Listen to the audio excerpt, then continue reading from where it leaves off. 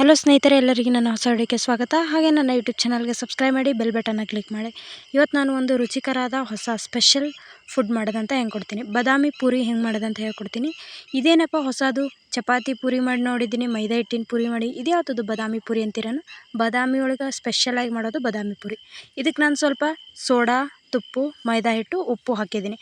ಫಸ್ಟಿಗೆ 1 ಕಪ್ಪು ಮೈದಾ ಹಿಟ್ಟು ತೊಗೊಂಡಿನಿ. ಅದಕ್ಕೆ ಸ್ವಲ್ಪ ಉಪ್ಪು, ಬೇಕಿಂಗ್ ಸೋಡಾ, ಅಡುಗೆ ಮಾಡೋ ಸೋಡಾ ಹಾಕಿದ್ದೀನಿ, ಸ್ವಲ್ಪ ತುಪ್ಪ ಹಾಕಿದ್ದೀನಿ. ಸರಿಯಾಗಿ ಮಿಕ್ಸ್ ಮಾಡ್ಕೊಳ್ಳಿ. ತುಪ್ಪ ಇಲ್ಲ ಡಾಲ್ಡಾ ಯಾವ್ದು ಬೇಕಾದರೂ ಯೂಸ್ ಮಾಡ್ಬೋದು. ಸೊ ತುಪ್ಪ ಮನೆಯಲ್ಲೇ ಇರುತ್ತಲ್ವ, ಸೊ ಅದ್ರ ಸಲುವಾಗಿ ತುಪ್ಪನೇ ಯೂಸ್ ಮಾಡಿದ್ದೀನಿ. ಹೆಲ್ತಿಗೆ ಒಳ್ಳೇದಂತಂದು ತುಪ್ಪನ ನಾನು ಯೂಸ್ ಮಾಡಿದ್ದೀನಿ. ಸರಿ, ಬನ್ನಿ ಇವಾಗ ಕಲಿಸ್ಕೊಳ ಸರಿಯಾಗಿ ಚೆನ್ನಾಗಿ. ಸ್ವಲ್ಪ ನೀರು ಹಾಕ್ಕೊಂಬಿಟ್ಟು ಕಲಿಸೋದು. ಗೋಧಿ ಹಿಟ್ಟು, ಜೋಳದ ಹಿಟ್ಟು ಎಲ್ಲ ನಾದೇ ಇರಲ್ಲ, ಸೊ ಅದೇ ಥರ ಇದನ್ನು ನಾದೋದು. ಸ್ವಲ್ಪ ನೀರು ಹಾಕಿ ನಾದ್ಕೊಳ್ಳೋದು. ನೋಡಿರಿ, ತುಂಬ ಈಸಿ ಅದ. ಮನ್ಯಾಗ ಮಕ್ಕಳಿಗೆ ಸ್ಪೆಷಲ್ ಬಿಡ್ತಾ ಇರ್ತಾರೆ ಡೈಲಿ. ಇವಾಗ ಸಮ್ಮರ್ ಹಾಲಿಡೇಸ್ ಬೇರೆ, ಏನು ತಿನ್ನಲಿ ಏನು ಬಿಡಲಿ ಅನ್ನಿಸ್ತದ. ಡೈಲಿ ಒಂದೊಂದು ಥರ ಫುಡ್ ಮಾಡಿ ಕೊಡ್ರಿ. ಇವಾರ್ದ ಬೆಸ್ಟ್ ಮಾಮ್ ಆಗಿಬಿಡ್ತೀರೆಲ್ಲ ಮಕ್ಕಳಿಗೆ. ಇವಾಗ ಎಲ್ಲರ ಕಾಲೇಜು ಹಾಲಿಡೇ ಅದ, ಸೊ ಹೊರಗಡೆ ಹೋಗಿ ಪಿಜ್ಜಾ ಬರ್ಗರ್ ಎಲ್ಲ ತಿನ್ನೋಕ್ಕಾಗಲ್ಲ, ಪರ್ಮಿಷನ್ ಕೊಡಲ್ಲ. ಮೊದಲೇ ಸಮ್ಮರ್ ಹಾಟು, ಸೊ ಮನೆಯಾಗೆ ಏನು ಕೋಲ್ಡ್ ಅಂತ ಆಗುವಂಥದ್ದೆಲ್ಲ ಮಾಡ್ಕೊಂಡು ತಿನ್ನಬೇಕು. ನೋಡಿರಿ, ಹಿಟ್ಟಂತೂ ನಾದಿದ್ದಾಯಿತು. ಇವಾಗ ಸ್ವಲ್ಪ ನೆನೆಯೋಕೆ ಬಿಡೋಣ. ಒಂದು ಮೇಲ್ಗಡೆ ಪ್ಲೇಟ್ ಮುಚ್ಚಿಟ್ಟು ಇದು ಮಾಡೋಣ. ಈ ಕಡೆ ಆನ್ ಮಾಡ್ಕೊಳ. ಅಂದರೆ ಇವಾಗ ಅದು ಪೂರಿನ ಇದರಲ್ಲಿ ಹಾಕಿ ಇದು ಮಾಡಬೇಕಲ್ವ, ಸೊ ಅದ್ರ ಸಲುವಾಗಿ ಒಂದು ಕಡಾಯಿ ತೊಗೊಂಡಿನಿ. ಕಡಾಯಿಗೆ ಸ್ವಲ್ಪ ಸಕ್ಕರೆ ಹಾಕಿದ್ದೀನಿ, 1 ಕಪ್ ಹಾಕಿದ್ದೀನಿ. ಜಾಸ್ತಿ ರುಚಿ ಬೇಕಂದರೆ 1.5. ಸ್ವಲ್ಪ ನೀರು ಹಾಕಿದ್ದೀನಿ. ಎಷ್ಟು ಅಂದರೆ ಒಂದು ಸಣ್ಣ ವಾಟಿ ಅಂದರೆ ಒಂದು ಅರ್ಧ ಕಪ್ ನೀರು. ಜಾಸ್ತಿ ಆದರೆ ಮೊದಲೇ ಏನು ಸಕ್ಕರೆನೂ ಡಿಸಾಲ್ವ್ ಆಗುತ್ತೆ, ಅಂದರೆ ಶುಗರು ವಾಟ್ರಲ್ಲಿ ಡಿಸಾಲ್ವ್ ಆಗುತ್ತೆ.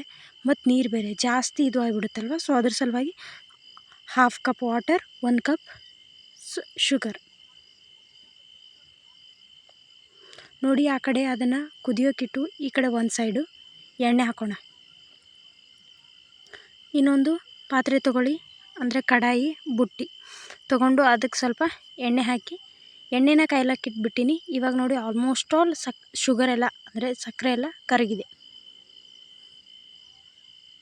ನೋಡಿರಿ, ಎಟ್ ಎ ಟೈಮೇ ಈ ಥರ ಮಾಡಿದ್ರೆ ನಿಮಗೆ ಕೆಲಸ ಬೇಗ ಆಗುತ್ತೆ.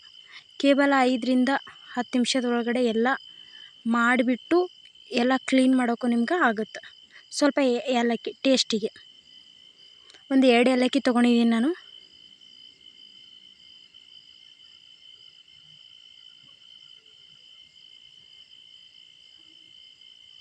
ಸರಿ ಆಯಿತು, ಏಲಕ್ಕಿನ ಹಾಕಿದ್ದೀನಿ ಸ್ವಲ್ಪ ಟೇಸ್ಟ್ ಬರಲಿ ಅಂತ. ನೋಡಿ, ಅದು ಯಾವ ಥರ ಕುದೀತಾ ಇದೆ. ಈ ಥರ ಕುದಿಯೋ ತನಕ ಬಿಡಬೇಕು.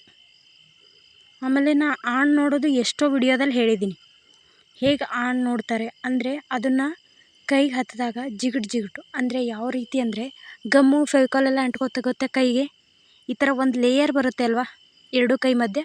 ಆ ಥರ ಬಂದರೆ ನಮ್ಮ ಆಣ್ ಕರೆಕ್ಟಾಗಿ ಆಗಿದೆ ಅಂತ. ನಾನು ಇವಾಗಲೇ ಟ್ರೈ ಮಾಡಿ ನೋಡಿದ್ದೀನಿ, ಆಗಿಲ್ಲ.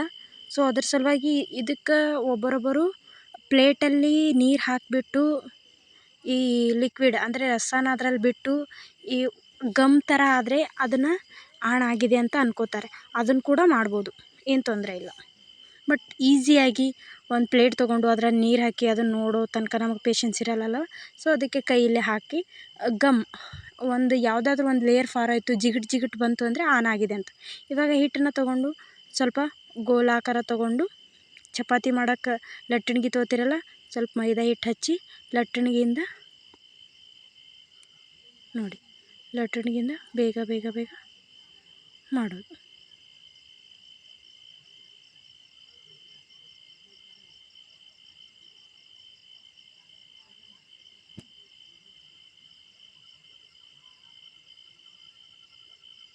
ನೋಡಿ, 4 ಲೀವ್ಸ್ ಆಗೋ ತನಕ ಫೋಲ್ಡ್ ಮಾಡಬೇಕು. ಅಂದರೆ 1ರಲ್ಲಿ 2, 2ರಲ್ಲಿ 4 ಈ ಥರ. ಗೊತ್ತಾಗಿದೆ ಅಲ್ವಾ? ಸೊ ಅವನ್ನ ಇವಾಗ ಎಣ್ಣೆ ಕರಿಬೇಕು ಫಸ್ಟ್. ಇದೇನಪ್ಪ ಪೂರಿ ರೌಂಡ್ ಕಲರ್ ಇರುತ್ತೆ, ಈ ಶೇಪಲ್ಲಿ ಆಗಿದೆ ಅಂತ ಅನ್ಕೋತೀರಾ. ಈ ರೀತಿಯೂ ಮಾಡ್ತಾರೆ, ಆಮೇಲೆ ಪೂರಿ ರೌಂಡ್ ಶೇಪ್ನೂ ಮಾಡ್ತಾರೆ. ನಿಮ್ಗೆ ಯಾವುದು ಇದೂ ಅದನ್ನು ಮಾಡಿ. ಆಲ್ಮೋಸ್ಟ್ ಆಲ್ ಇದೇ ಶೇಪಲ್ಲಿ ಮಾಡ್ತಾರೆ. ಬಾದಾಮಿ ಪೂರಿ ಅಂದರೆ ಇದೇ ಶೇಪಲ್ಲೇ ಇರುತ್ತೆ. ಎಣ್ಣೆಯಲ್ಲಿ ಇದು ಬೆಳ್ಳು ಕಲರ್ ಇದೆಯಲ್ಲ, ಅದು ಇಟಂಗಿ ಕಲರ್ ಬರೋ ತನಕ ಕರಿಬೇಕು ಸ್ವಲ್ಪ. ನೋಡಿ,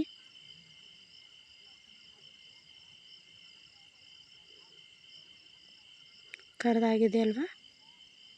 ಇವಾಗ ಅದನ್ನು ಒಂದು ಪ್ಲೇಟಲ್ಲಿ ತಗೊಂಡು, ಇವಾಗ ಆ ಕಡೆ ನಾವು ಇದಿಟ್ಟಿದ್ವಲ್ಲ ಸಕ್ಕರೆದು, ಅದನ್ನು ಆಫ್ ಮಾಡಿಬಿಟ್ಟು ಅದರಲ್ಲಿ ಹಾಕೋದಿದು.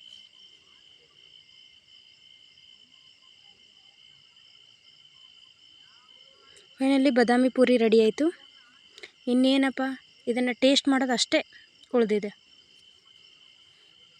ನೋಡಿ, ರುಚಿ ರುಚಿ ಬಾದಾಮಿ ಪೂರಿ ರೆಡಿ. ಎಷ್ಟು ಚಂದ, ಎಷ್ಟು ಸ್ವೀಟ್, ಎಷ್ಟು ಮಸ್ತಾಗಿದೆ. ಎಲ್ಲರಿಗೂ ಧನ್ಯವಾದಗಳು.